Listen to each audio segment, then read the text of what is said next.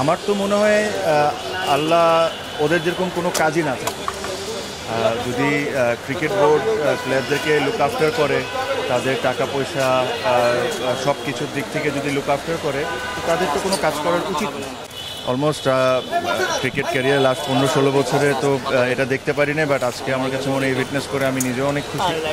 মানে সিনিয়র ক্রিকেটাররা এমনও ক্রিকেটার আসছে যার সাথে আমার লাইফের ফার্স্ট টাইম দেখা হয়েছে, যারা অনেক ক্রিকেটার, সিনিয়র ক্রিকেটার। তো একটা সুন্দর কার্নিভালের মতো হলো, উইচ ইজ নাইস থিং। আমার কাছে মনে হয় এই জিনিসটা কন্টিনিউ করতে হবে।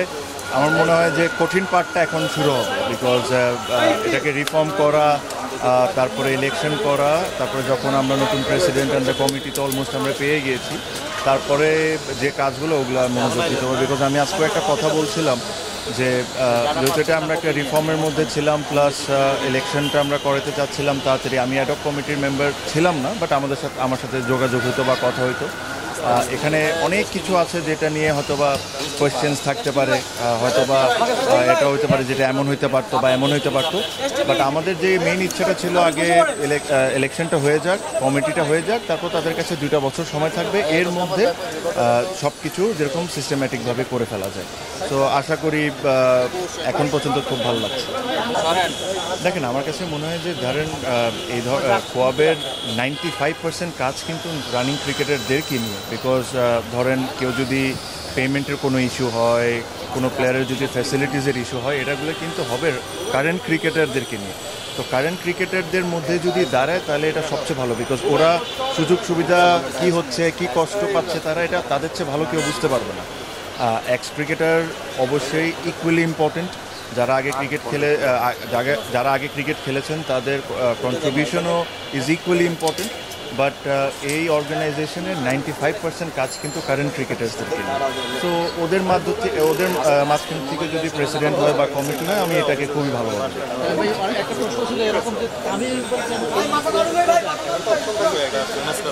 আই এম শিওর এটা রিজন আপনারাও জানেন আমি কী কারণে আসিনি। সো ওটা আশা করি সামনে আপনারা বুঝতে পারবেন।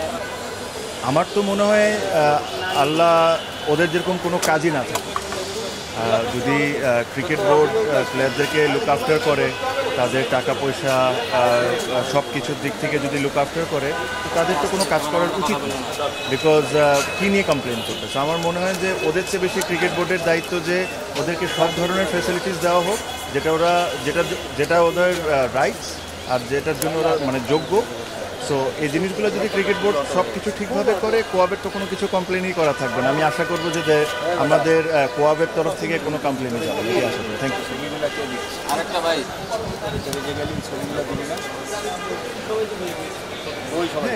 এটা অনেক কিছু বিষয় আছে, এটা নিয়ে আমি অবশ্যই আরেকদিন কথা বলবো। আমার সাথে তো কথা হয়, আমি নিজেও ক্রিকেট ছেড়েছি, খুব বেশি দিন হয় নাই।